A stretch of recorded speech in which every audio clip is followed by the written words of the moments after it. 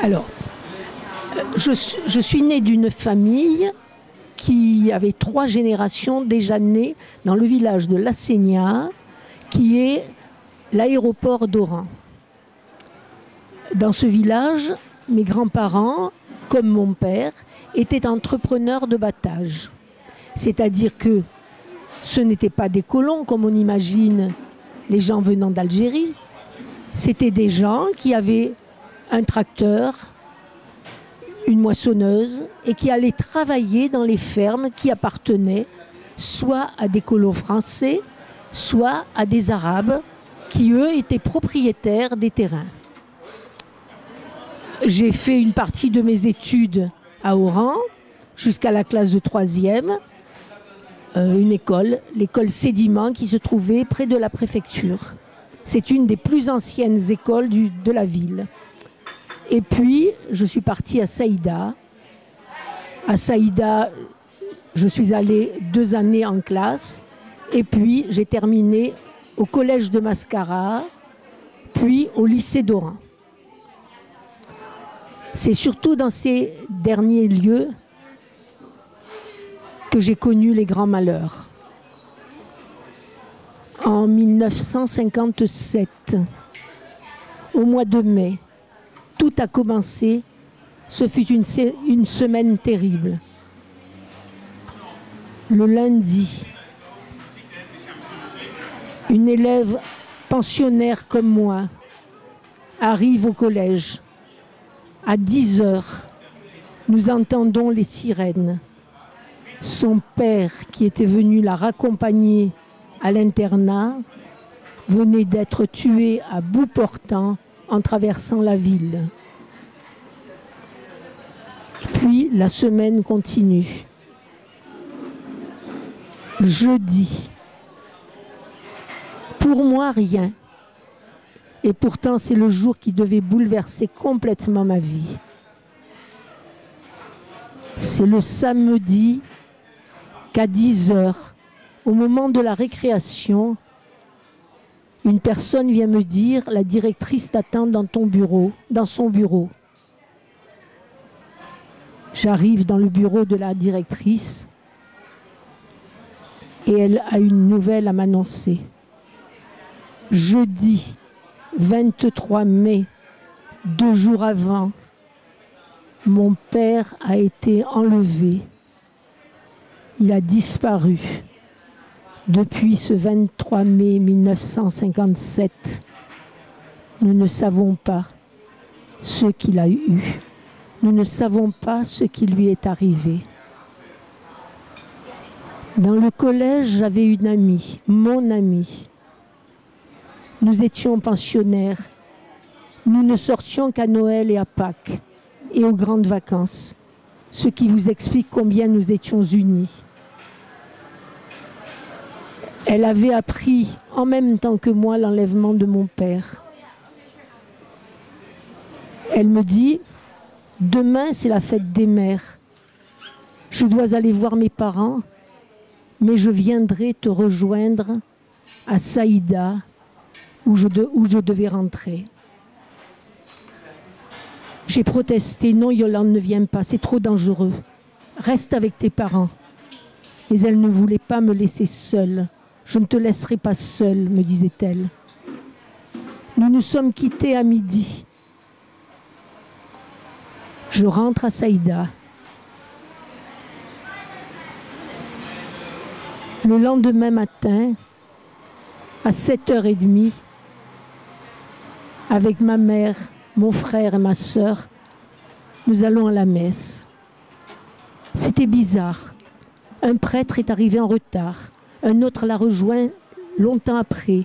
Il s'excusait, il courait. Et finalement, le vieux curé du village nous dit « Excusez-moi, mais je suis allée, j'ai passé la nuit auprès de Madame Serrano, dont les 2 enfants et le frère ont été tués sur la route de Mascara. » Alors, je suis tombée à genoux et j'ai crié « Yolande !» C'était le nom de mon amie. Yolande devait rentrer de Mascara à Dublino avec la famille Serrano. Et à la sortie du collège, la voiture a été mitraillée. 3 filles du collège de filles, un garçon du collège et le chauffeur ont été tués. Voilà. En 2 jours, je perdais mon père, ma meilleure amie et aussi tous mes espoirs. Voilà. C'est là le tournant de ma vie.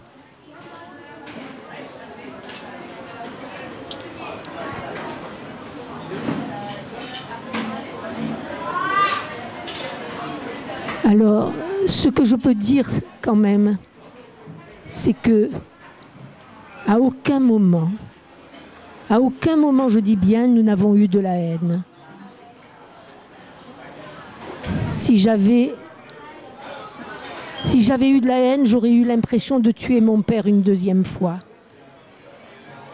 1957, 2015 et toujours rien. Papa devait, quand il a été enlevé, il allait chercher une moissonneuse dans une ferme. Il devait être accompagné par un détachement militaire.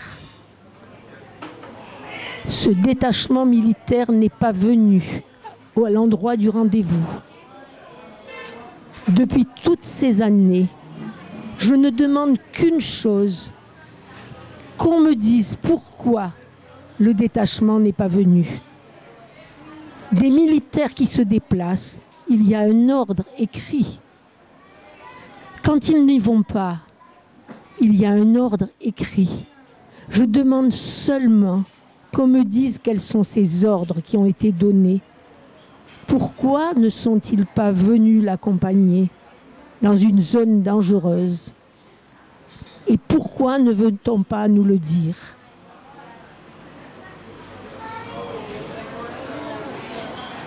Nous sommes revenus longtemps après d'Algérie, plusieurs années, en 60, pas en 62. Nous n'avions toujours rien.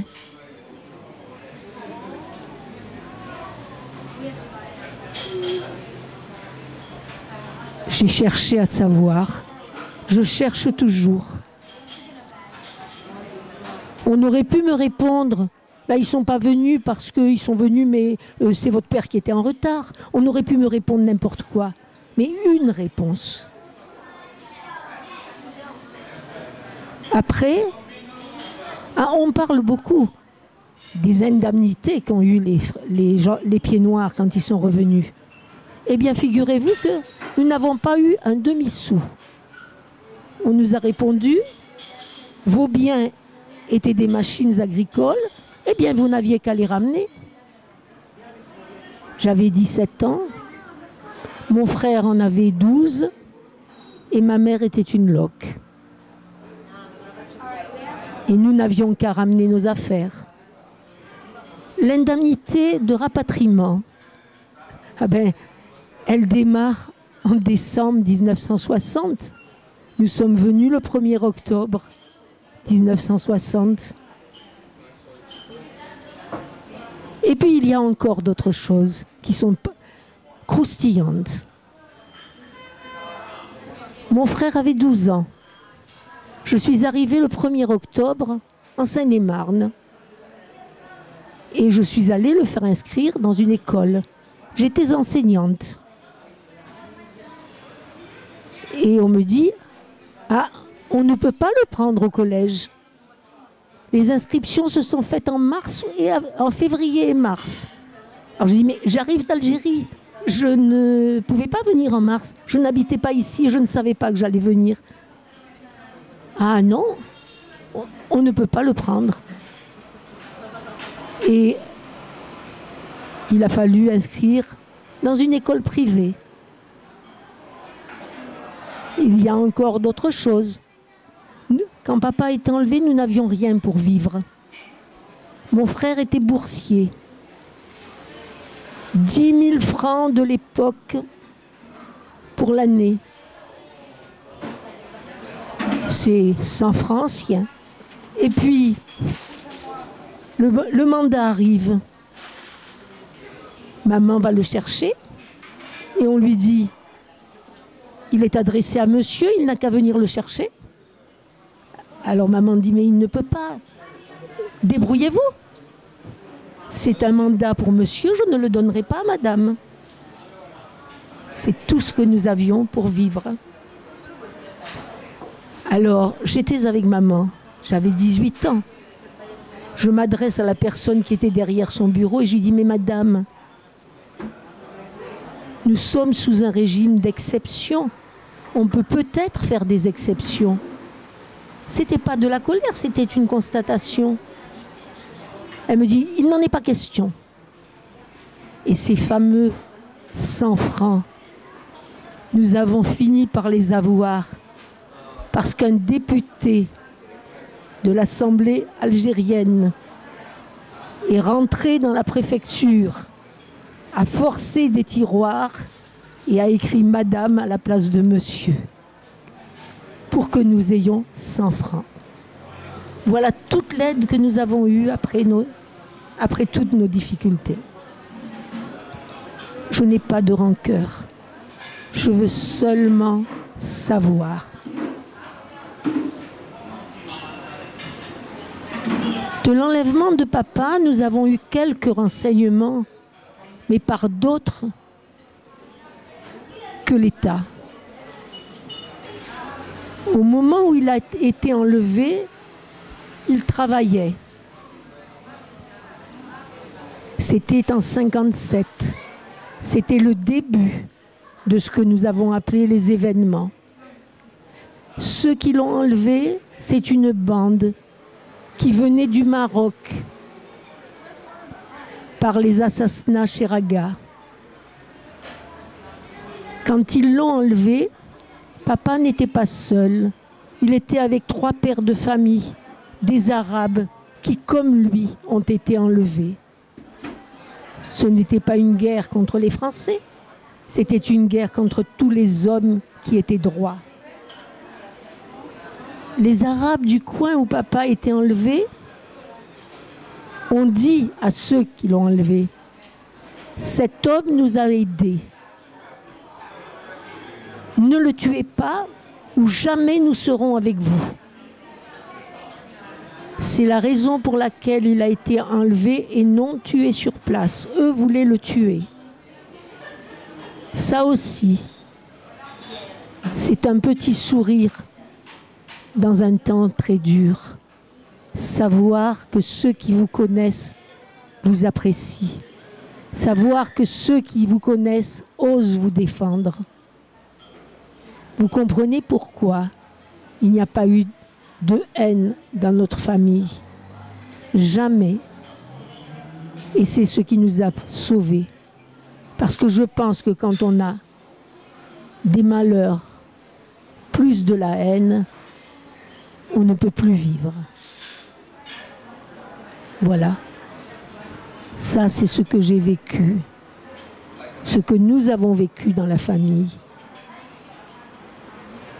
C'était en 1957. Mais c'est encore aujourd'hui. Ma grand-mère est morte sans savoir ce qu'était devenu son fils. Ma mère est partie sans savoir ce qu'était son mari.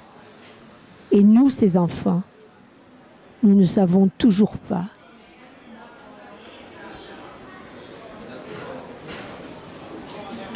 Je ne sais pas, je ne sais pas. Installation en France? Eh bien, on s'est débrouillé tout seul. On s'est débrouillé tout seul. Ah oui, il y a une anecdote. J'étais d'une naïveté à couper au couteau. Alors, au mois d'octobre, le 1er octobre, je vous disais, du jour au lendemain, c'est-à-dire, bon, ma soeur s'était mariée et elle était venue habiter à Lagny-sur-Marne. Et elle a eu un bébé. Et un an après, Bon, pas tout à fait. Le bébé devait avoir 7-8 mois. Elle devait être hospitalisée. Et alors là, c'est la famille Pied Noir dans toute sa splendeur. Elle écrit à maman, voilà, je vais être hospitalisée pendant 3 ou 4 jours. Le bébé, une voisine va le garder. Et le soir, mon mari le prendra. Et maman affolée. Mon petit-fils gardé par des étrangers. Allez, on laisse tout et on s'en va. Et en une semaine, le déménagement s'est fait. Nous avons pris l'avion. Je suis allée à l'inspection académique. J'étais remplaçante. Alors je vais voir l'inspecteur et je lui dis « Bonjour monsieur, voilà, je voudrais que vous envoyiez mon dossier en France parce que je pars définitivement. » Et puis c'est tout. Il a eu l'air étonné, mais enfin, sans plus. Je repars à l'école où je travaillais, où mes collègues faisaient la rentrée, pour leur dire au revoir. Et je leur dis, voilà, je pars. Et une de mes collègues me dit, mais comment as-tu fait pour avoir un EXEA et un INEA? C'est-à-dire sortir d'un département et rentrer dans un autre. Parce que l'Algérie n'était pas une colonie, c'était un département. Je dis, mais je ne sais même pas ce que c'est qu'un EXEA et un INEA. En toute naïveté, je croyais qu'on était libre et qu'on pouvait aller travailler où on voulait. J'avais appris ce qu'était la liberté, moi. Et je suis arrivée en France comme ça. Je me suis présentée à l'inspection académique de Melun. J'ai donné mon dossier. J'ai dit, il me suit. Et puis, j'ai eu un poste. J'ai eu un poste, heureusement, parce que nous n'aurions pas pu vivre. Et puis, 8 mois après, puisque c'était au mois de juin, j'avais besoin d'un papier qui était dans mon dossier. Alors, je vais à l'inspection académique et je demande ce papier dont ils avaient l'original. Et on me répond, mais on n'a pas de dossier, vous n'existez pas. Autrement dit, dans l'éducation nationale française, on m'a payé pendant 8 mois, j'ai travaillé pendant 8 mois, on m'a confié des élèves pendant 8 mois, et je n'existais pas, mon dossier n'existait pas dans les bureaux de l'académie. Voilà. J'ai découvert comme ça plein de choses qui m'ont paru bizarres, que je ne connaissais pas. Voilà, je ne sais pas. J'ai été très surprise par beaucoup de choses. Pour ce qui est de l'accueil des gens, ben les gens nous ont accueillis, on ne gênait pas, on ne racontait pas notre vie. On ne parlait jamais de ce qui nous était arrivé. Parce que même en famille, on n'en parlait pas. De peur de faire mal à l'autre, de faire mal à celui qui peut-être n'y pensait pas à ce moment-là. Et on n'a jamais échangé. Il m'a fallu plus de 40 ans pour commencer à parler de tout ça. Ah oui, il y a autre chose encore, une certitude. J'ai une certitude que 6 mois après son enlèvement, mon père vivait toujours. Parce qu'il y a eu 2 tentatives d'enlèvement de mon frère et une tentative d'un enlèvement de moi. Je suppose qu'on voulait lui faire faire quelque chose qu'il refusait de faire. Je l'ai toujours cru. Voilà. Les enlèvements, c'était quelque chose de courant. Comme les crimes.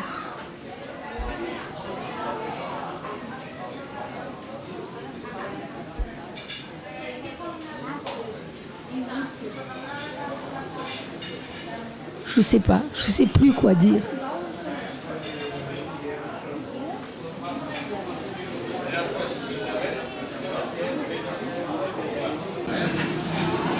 Alors, mes grands-parents, comme je vous le disais au début, sont nés eux-mêmes dans ce même village de la Sénia. De parents qui eux-mêmes y étaient nés. C'est-à-dire qu'il y a 4 générations nées dans ce village. Là aussi, on ne nous racontait pas beaucoup de choses. Mais il y avait des petites choses. Mes grands-parents paternels descendent alors d'une famille qui venait de Barcelone. Alors Barcelone en Espagne.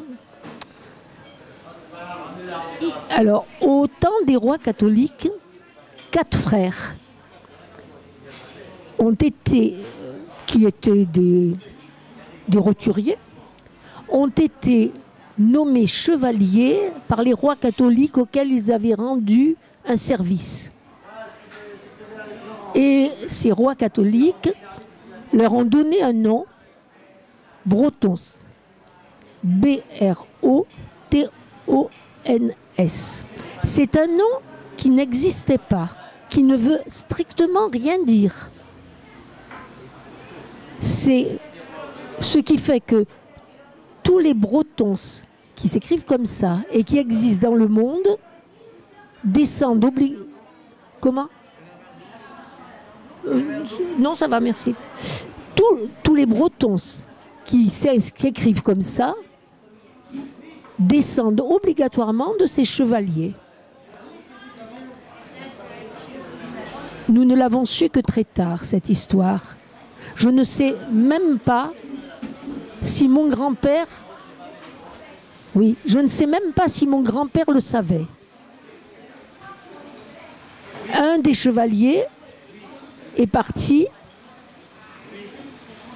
dans les Amériques, on disait. Le deuxième est resté à Barcelone, le troisième à Valence et le quatrième vers l'Orient. Et mon grand-père descendait de celui qui était à Valence. Merci.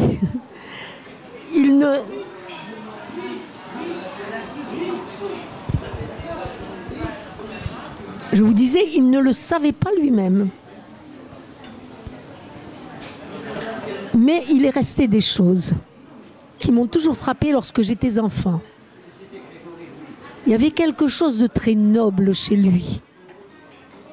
C'était le fils d'Hidalgo, hijo de algo. Et lorsque j'étais petite, quand on me demandait quand je ne voulais pas faire quelque chose, on me disait, par exemple, pour une bêtise, une petite bretonce ne fait pas ça. Nous avons été élevés avec cet orgueil quand même de ce qu'était notre famille. Et c'était toujours ça. Je pense que ça restait justement de cette famille qui venait d'Espagne. C'est tout. C'est tout ce que nous avions. L'honneur, oui. L'honneur et l'honneur de l'Hidalgo. Ça, c'était... À côté de ça, on ne se pavanait pas de... Et si, il y a aussi autre chose qui n'existait pas beaucoup en Algérie. La maison qu'avait construite mon grand-père, qui était une maison toute simple, avait des fers forgés qu'il avait fait lui-même. Et dans ces fers forgés, il y avait le P et le B. Pascal Bretons. Et c'était lui qui les avait mis. Ce n'est pas une coutume en Algérie.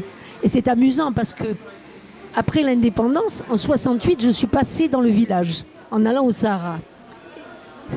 Et les Arabes ont fait beaucoup de choses transformées. Mais il y a toujours le P et le B du fer forgé. Voilà, Pascal Bretons. Mon frère, quand il était petit, avait rencontré un jour une très vieille dame qui lui avait dit « Comment tu t'appelles ?» Et il a dit « Pascal ». Et il a regardé, il lui a dit « Pascal de la dynastie des Pascal ». Voilà, c'était ça la famille. Mais c'est tout, c'était que sur des choses comme ça, qui ne portaient à rien. Papa a rendu beaucoup de services. Dans le village, beaucoup de gens venaient le voir pour être aidés.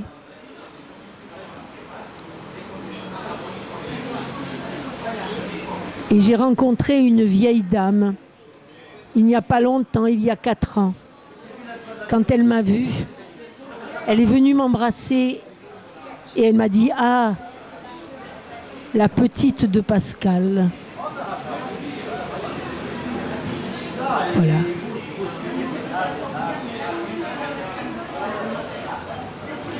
Et c'est à cause... Après la guerre, papa a été prisonnier en Allemagne. Pendant la guerre de 1939. Oui.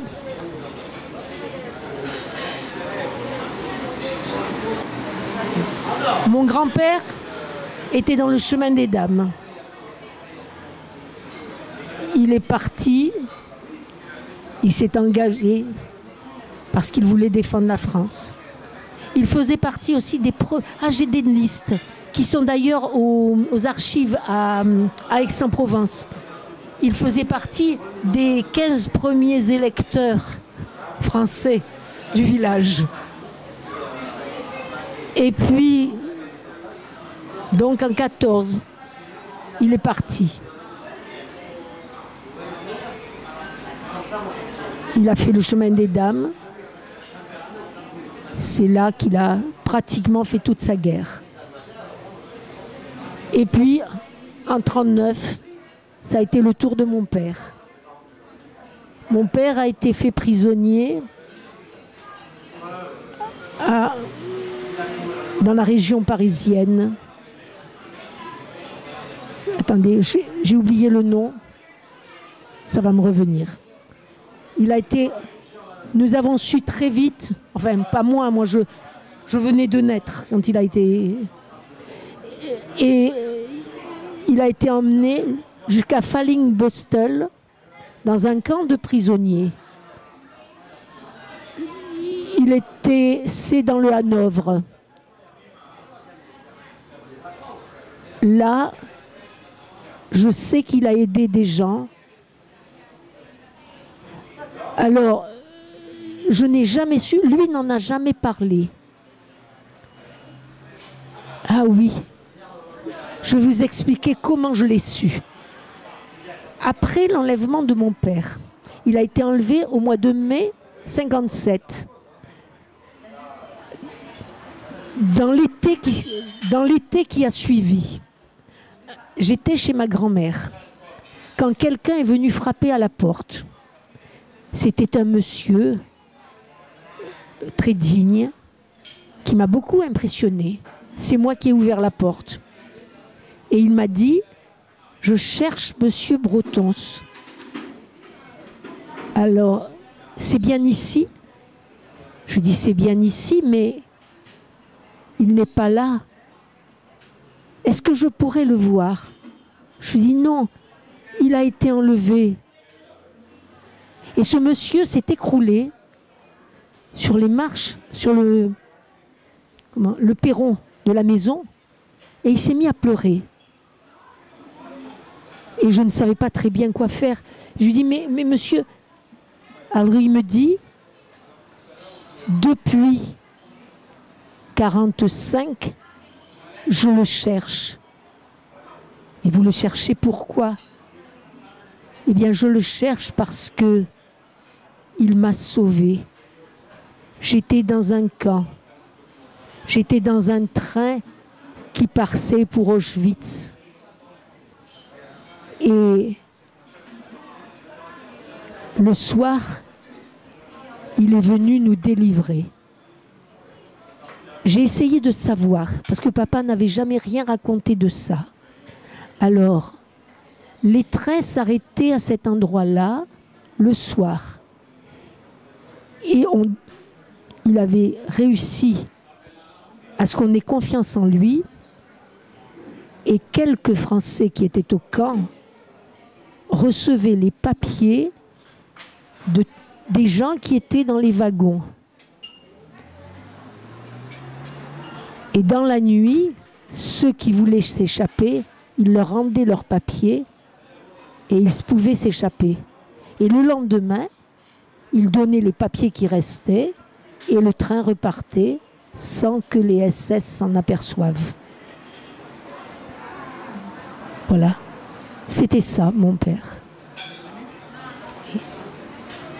Peut-être pour eux, beaucoup d'Espagnols qui venaient en Algérie, c'était souvent une mauvaise récolte, par exemple, et ils refaisaient leur vie là-bas, en tant qu'agriculteurs. C'est possible que ce soit ça. Les vignes, ils connaissaient. Voilà. Oui. Une petite chose, cette vieille dame que j'avais rencontrée il y a 5-6 ans à peu près, et qui avait pleuré quand elle m'avait vue, alors son fils était mort pendant la guerre, en France. Et papa, quand il est revenu d'être prisonnier de guerre, il a été responsable des prisonniers de guerre de la région d'Oran. Et il s'est occupé pendant des années à retrouver les morts de notre village qui étaient morts en France ou sur les terrains de guerre, enfin en quelque sorte, jusqu'en Allemagne, même parmi les prisonniers, pour les faire enterrer au village. Et le garçon de cette femme, c'est papa qui s'est occupé de le faire rapatrier pour qu'il soit enterré dans la tombe familiale. Et cette dame s'est mise à pleurer parce qu'elle m'a dit, à La Sénia, tous les morts de la guerre sont revenus parce que ton père les a fait revenir pour qu'ils soient enterrés. Et le seul qui n'a pas de tombe, c'est lui. Voilà. C'est pour ça que je voulais vous le... La veille de son enlèvement, papa a passé la journée entière et il est rentré tard le soir. C'est pour cela qu'il n'a pas su que l'endroit où il allait était une zone interdite. Il a passé la journée à dresser une chapelle ardente dans l'église de Saïda parce que 12 militaires avaient été tués alors qu'ils traversaient la ville, qu'ils sortaient de la ville en camion. Les camions ont été mitraillés et il fallait dresser une chapelle ardente. Il a aidé ceux qui le faisaient. Et c'est le lendemain qu'il est parti et ça a été son tour.